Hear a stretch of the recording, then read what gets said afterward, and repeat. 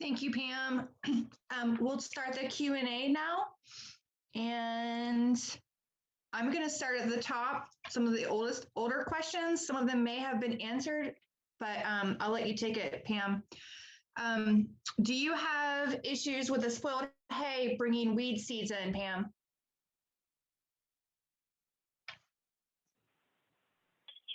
Do we have trouble with weed seeds in it? We certainly do.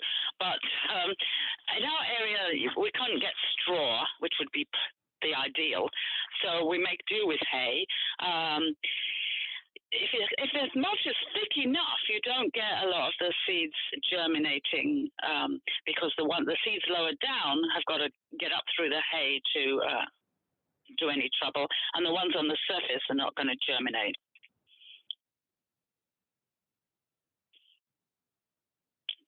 Okay. Thanks, Pam. What's the best way to kill a cover crop in a small garden when ready to plant?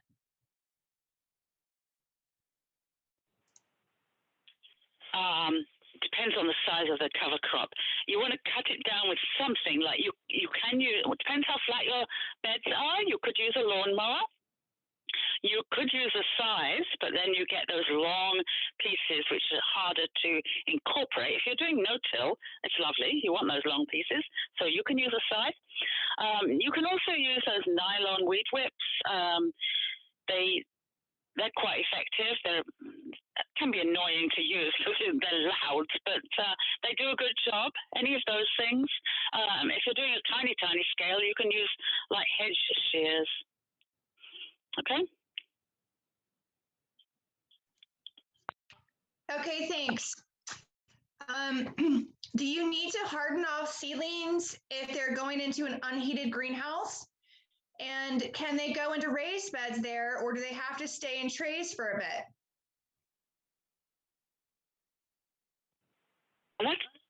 That's an interesting question. We don't actually do this ourselves, but depends what the conditions are like in your unheated greenhouse, particularly how cold it gets at night. And also, if it's really sunny in there, you might need a bit more shade than you had where you produce the seedlings in the first place. So consider shade. Consider the temperature difference between where they've been and where they're going to. And if there's a big temperature difference, then yes, harden them off. Do it gradually. Take the trays in and out when it's very different from where they have been. But it's not really going to cause a big problem if you put them into the ground fairly quickly, I think. Okay. Okay, thanks. What are salts? Which ones are troublesome? And how do we avoid putting them in the soil?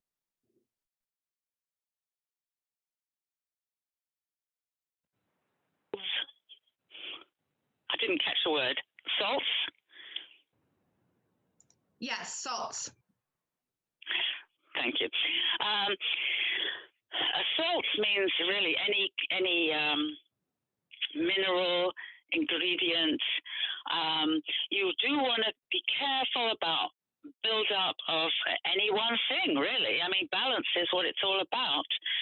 There is a problem with like salts building up in hoop houses or covered greenhouses, especially if it's very warm in there, and especially if you're using drip irrigation rather than overhead sprinklers. So you want to watch out for if you see white crystals on the soil, or if you find that your plants are acting like they've got drought stress when you know you've given them plenty of water, or the leaves are going brown around the edges, and then you've got too much salts building up. But it takes several years of, it's a gradually developing problem. So if you've had greenhouse crops, hoop house crops, and you notice that they're starting to not do as well, and you're seeing any of these symptoms, then you want to work to counteract it. And what we do is a salt wash down. We heavily water the soil. We do it twice a year in the spring and the fall to wash the salts deep back into the soil again. Okay. Okay, Pam, if you do a no-dig a la Charles Dawling by adding an inch or so of compost every year, do you have to do a crop rotation? Because he claims not to. Yes, this is a tricky question. I know there are some growers that say you don't need to do a crop rotation, but I am actually a big fan of crop rotations because I think it must be better. You're adding, you're using different plants which will take different things from the soil. You're avoiding having the pests overwinter in the soil. Or at least safe to say, the pests that overwinter in the soil won't meet the same crop the next year. So I am a fan of crop rotations. I do know that some people don't worry about this. I know there are some people that grow tomatoes in a whole hoop house full every year. They seem to get away with it. I think it's not going to last forever. The good luck's going to run out, I think. There are others who grow salad greens year after year after year and don't do anything in between times. I just think crop rotations are going to help. They can't possibly hinder. So if you can do crop rotations, do. And if you don't do crop rotations, watch very carefully and see if you're getting the same diseases, the same pests, or the plants are just not thriving. Any of those things would suggest to me immediately switch to doing crop rotations. Okay? Okay, thanks. Should I dig up my 3-year-old strawberries and just plant runners now?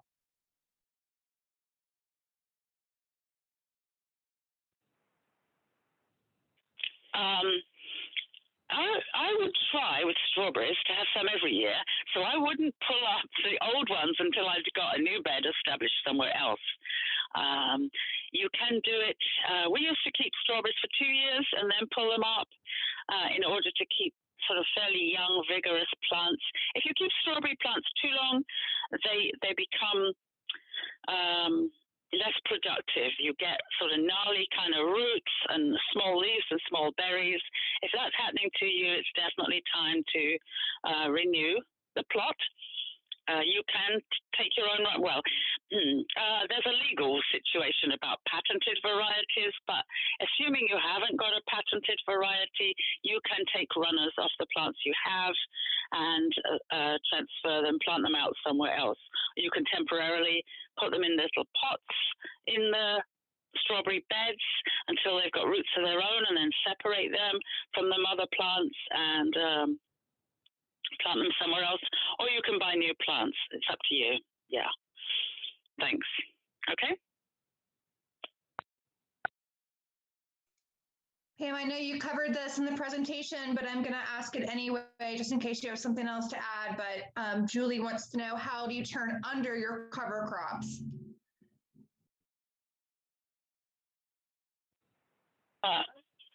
Well, it depends how massive the cover crop is and where it is. If it's in our raised bed area, we're using a walk behind BCS tiller. I think it's a 13 horsepower. It's a fairly big one, but it's not the biggest. That works. I mean, we would have to go over it twice. We would go over it until the surface looks like soil and not like a mash-up of green bits. If it's overwintered cover crops, we do use a tractor and discs to do the primary cultivation until we get the cover crop incorporated that way. We've in small areas we've hand dug with a spade or a fork, dug them in, but that is a lot of work, and you wouldn't want to do it if you were growing for more than one household that way. Okay. Okay, thank you. How do you keep your fields watered? Do you use drip irrigation?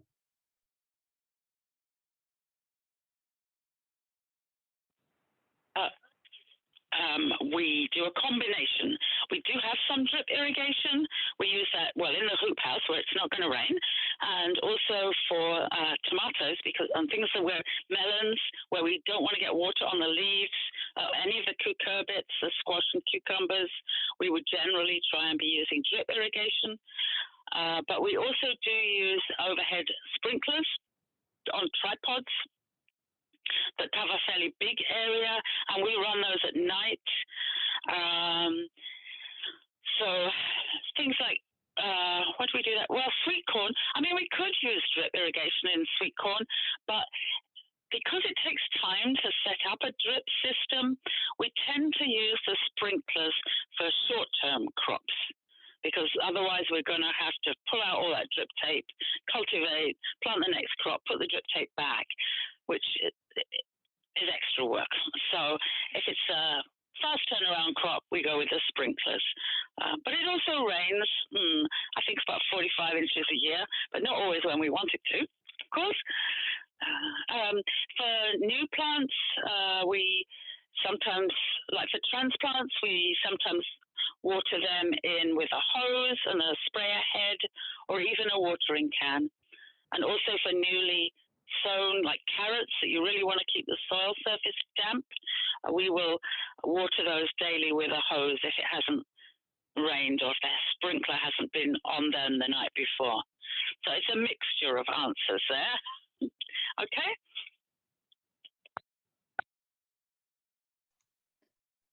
Okay, this is from Dean and Vicky. To avoid bare soil and to keep roots in the ground to feed the microbes, I started planting bigger spaced plants, such as tomatoes, broccoli, peppers, cabbage, directly in the cover crop, and only dig out the cover crop where necessary. Have you tried this? And if so, does it feed the soil more carbon/sugar from the greater continuous photosynthesis?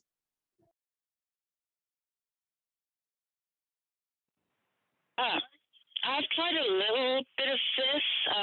What you can come up against is that your cover crop can be using too much of the nutrients and the water, and your crop can suffer as a result. So it does depend. I think having live roots in the soil is very important, whether those are crop roots or cover crop. I don't think that matters. Both are good. Keeping the soil covered with something is good. So if you can't have live roots in the ground, having a mulch is good. I haven't had, let me think. No, I haven't had any success, actually, when I think about it, of like tilling out a strip and planting something. I've tried that, but that didn't work with live cover crops. We've had very good success doing the no-till with the dead cover crops, like I described in the video for the paste tomatoes and the peppers. That works really, really nicely.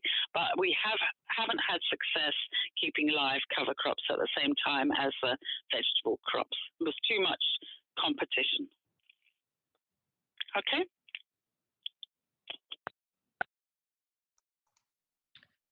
Okay, I have read that you can add large PVC pipes under the compost pile with holes in them so that they allow air to flow up and out from the top of the compost pile.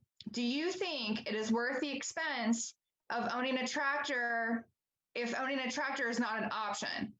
She'll be farming more in an urban setting and will not have access to a tractor.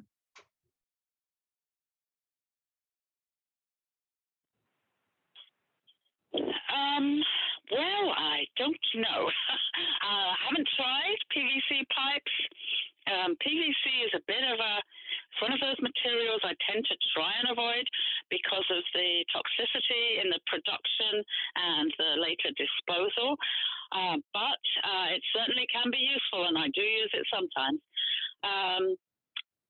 I don't know. It depends how you're going to be moving your compost in general. I mean, I think you're still going to want to turn the piles because the stuff on the outside won't be composting at the same rate as the stuff in the middle. So you'll still need to turn the piles. Having PVC pipes putting air up through the pile is not going to save you that job. It's a nuisance when you're turning a pile of compost to come across other things at the bottom, whether it's PVC pipes or branches or bricks or any. I've tried those kind of things, sort of branches laid across bricks. I've tried as a base for a pile on a small scale. It was a bit annoying. You had to sort of rebuild it all every time. I don't know. I mean, I would suggest you try both methods and see what works best, and then you'll be the expert and you can drop me an email. Okay, thank you. Thank you, Pam. What are your favorite crops to go grow for compost? I understand borage is a really good one.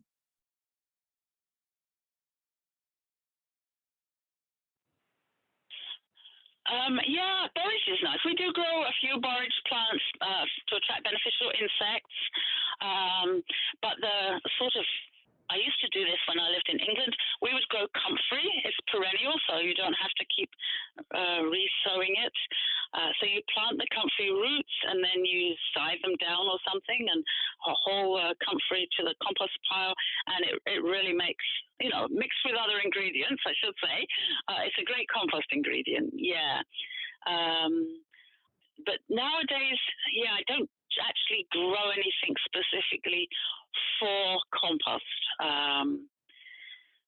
Right. We have enough other materials, so I'm not really up to date on that. I would say you would want something bulky, something quick growing, something easy. The mustards, if you're not, I mean, we don't do the brassica cover crops because of the harlequin bugs and because of the crop rotation. But if those aren't concerns for you, then any of the brassicas, the mustards, might be good ones. But if you can do comfrey, that's really great. Okay. Okay, and where can one get a no spray straw?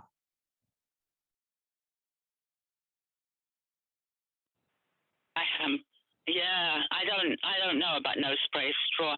I think straw is going to be prohibitively expensive unless you live near where it's growing. But I would suggest you ask your extension agent, because they're in touch with farmers in the area and they will know if anyone's growing straw nearby.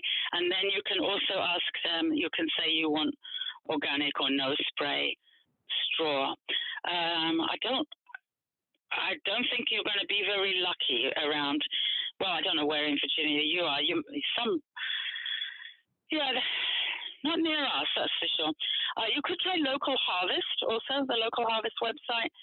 Sometimes they have things like that on there. But I don't have an easy answer for you, I'm sorry. Okay. Okay, and how do you undercrop without disturbing the existing crop roots? For example, oats under the corn.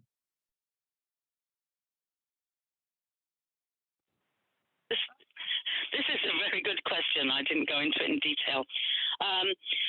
You want to make sure that you are not tilling or disturbing the soil once the plants have started to get quite big. The general guideline is about a month after sowing in the case of corn, or transplanting in the case of broccoli or something like that. I have cheated on the corn. With the corn, they say don't till between the corn plants after they're knee high. Well, I'm 5'5". I've pretended to be 6'5" sometimes, so my knees are higher up. But you do what you need to do. But you'll soon see if you've gone too close because you or the plants have got too big. So you want to do it 3-4 weeks, I would say, after sowing or transplanting, and then that'll be the right mix, because you don't want to do it too early because then the cover crop will outcompete the food crop, but you don't want to do it too late because you'll damage the food crop that way. Okay.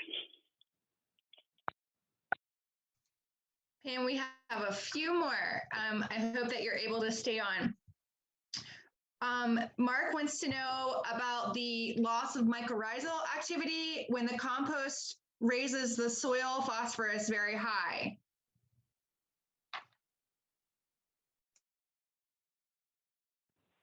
A bit of that.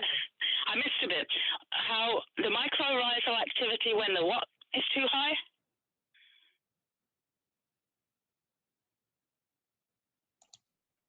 Phosphorus. Still didn't get it. Phosphorus. Phosphorus. Oh, the phosphorus problem. Although it's a high number on a test, it doesn't seem to be active. Apparently, according to what I read when I was really worrying about it, only a certain percentage of the phosphorus in the soil is active, and there's a sort of balance between the inactive tied up phosphorus and the active phosphorus. What growers said to me was, are you seeing any problem caused by too much phosphorus? And so I looked at, what could be problems if you had too much phosphorus, and we weren't having any of those. And so, I was saying to people when they said, what are you seeing problems? I would say, no, I'm not seeing any problems. We've got great crops. And they would say, well, don't worry about it then. And so that's the approach I've taken, apart from backpedaling and trying not to add any more phosphorus. But ours, as you know, Mark, was so high off the scale that, you might be surprised anything grows at all, but it certainly does. And I think it's just a lot of the phosphorus is tied up. Okay? You can email me if you have more thoughts about it. Okay? Thanks. And one more from Mark here. Cutting a high biomass cover crop for making compost facilitates bed prep for the next crop. You still have all the root mass going back to the donor bed. Actually, that seems more like a comment.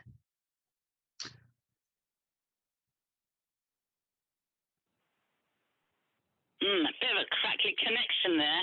After we've mowed a cover crop, we've still got the roots in the soil, adding biomass to the soil anyway. I missed sort of the important bit of the question.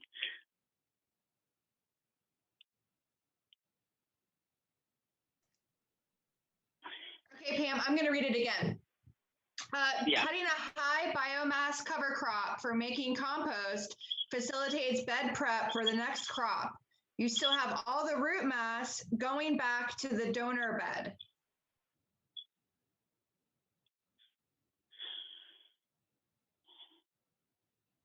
Maybe I just am not quite understanding it.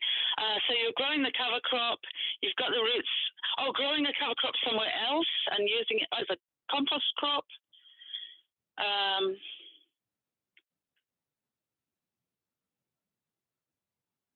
Can you send me this one in an email? I'm not quite getting it. I'm sorry. Yeah, we can ask Mark to rewrite it. Let me get these last couple here, and then we'll try to hear back from Mark. Do you use landscape fabric? And if so, how?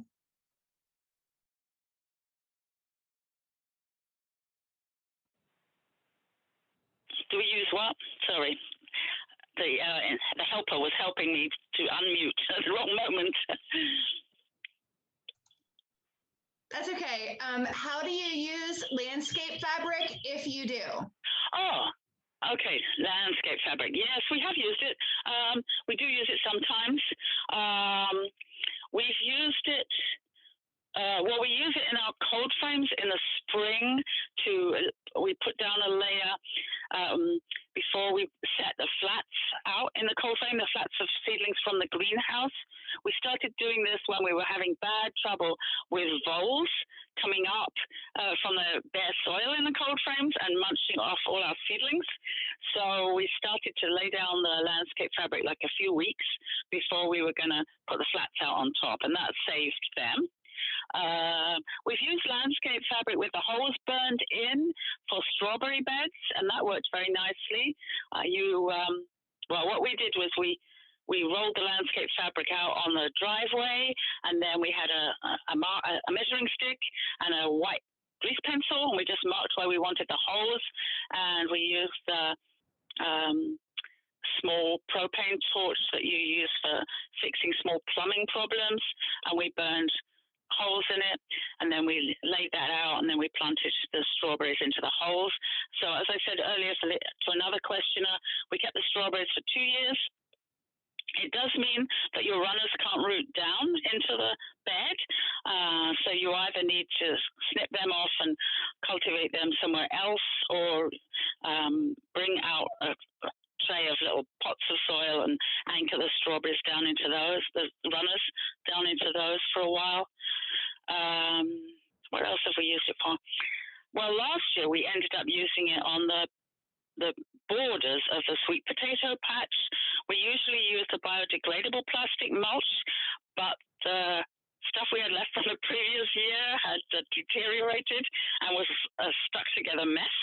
And so we used landscape fabric out on the sort of edges of the sweet potato patch to keep the weeds down. That worked well there. It also warms the soil, which is nice.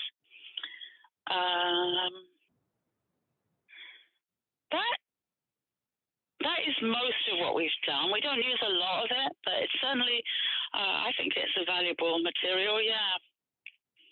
Okay. Thank you. Do you not plant watermelon at the same time as winter squash?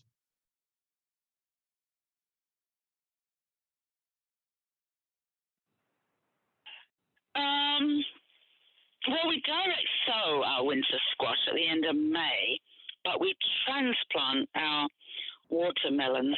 When do we usually transplant those? Might be the middle of May.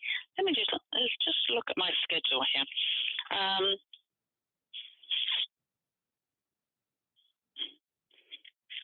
No, we're pushing that earlier.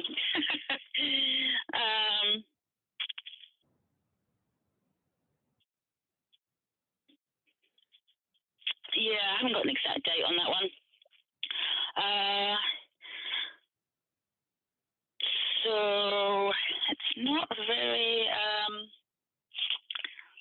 it's hard to compare because we nearly always direct sow the squash, but we never direct sow the watermelon. So we want it to get warm enough. It's probably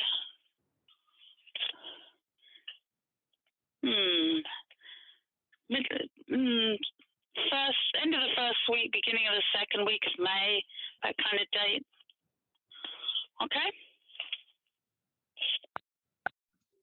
Okay, and just to clarify that, she was wondering if they were in the same bed together.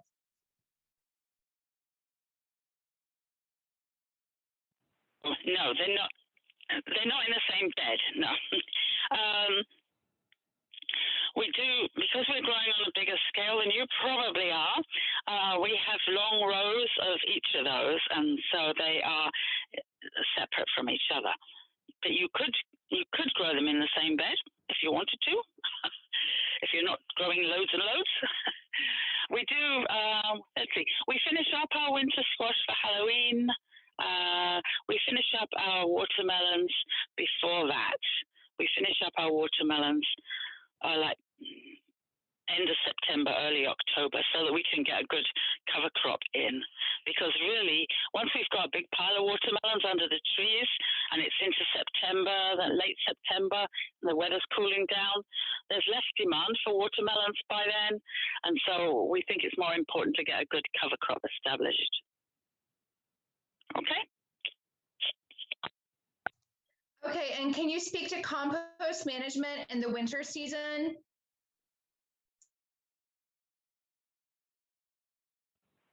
Yeah. We still do make compost in the winter, but it's much, much more slow. And so it sits there for longer. We still turn it from time to time, but not a great deal is happening. It's true. But it doesn't cause us a problem. We just don't expect to have big supplies of compost during the winter. Okay. Okay, and then we did get an answer back from Mark, so I'll read that to you. He says, my idea is that if you have a massive cover crop with lots of top growth, might that top growth be cut and removed to make compost, leaving the root mass undisturbed in the soil? This way, you can plant the next food crop much sooner and with less tillage, possibly none at all. I suggest this to gardeners and very small scale farmers when I recommend high biomass cover cropping. Have you done this? It makes a cover crop double as a compost crop and reduces the amount of phosphorus brought in via a compost application at a given rate.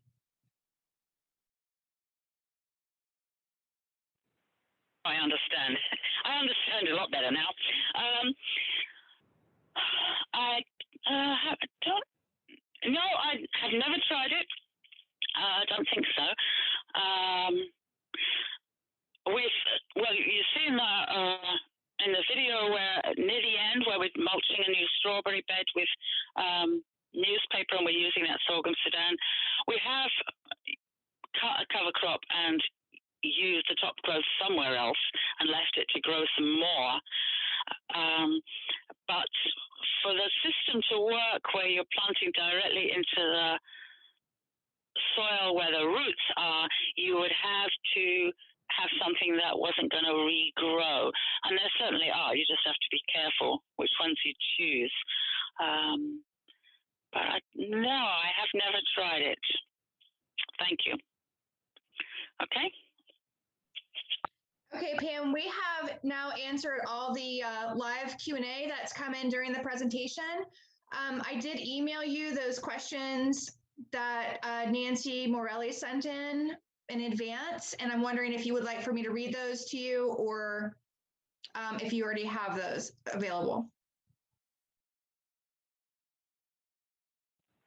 Yeah, I have them here, so I can sort of combine the questions and the answers together. The first one is about using cover crops without having any mechanical mowing or tillage. And she says she doesn't want hard to cut biomass, which I sympathized with. Yeah, if you haven't got large equipment, you don't want to grow huge cover crops. Winter-killed cover crops do make life easy. Oats, for instance, is a really nice, easy one. They winter kill in zone 7A or colder, and so then you don't have to worry about killing them yourself. Buckwheat is an easy one because it's not huge. You can either mow it down, this is for the summer. You can mow it down, or you can, if it's a very small area, you can just pull it up and drop it, which is what we've done in the hoop house when we've grown it in there. We just pull it up and then pull it and lay it down on the bed. Tarping might be another thing. We haven't really tried this yet, but it's an up-and-coming idea of using tarps to cover over beds and kill off cover crops that way, or weeds for that matter. There's YouTube videos. There's Cornell Small Farms one, but also Daniel May's book that I referred to earlier, The No-Till Organic Vegetable Farm, tells you about using tarps. The second question is about purchasing local compost because she can't produce enough on site, and asking about rates of application and if it's better to use compost teas. My thoughts about this are that if you want to improve the soil structure, you really do want to be adding organic matter into the soil, and that liquid compost teas are not really going to do anything for your soil structure. They're just adding nutrients to the leaves, to the plants via the leaves. So I don't think that's going to solve the issue of the soil structure at all. Also, if you can add compost into the soil, the effects will last and will help your crops through the whole season, whereas if you're using compost teas, you'll need to reapply every now and then. And I'm convinced that it would be less weight. I mean, sure, you don't have as much of the solid matter, but you've got all that water, which can get pretty heavy. So I'm not convinced about the compost teas saving work there. That's the main things I wanted to say about that. The third one is about adding soil amendments.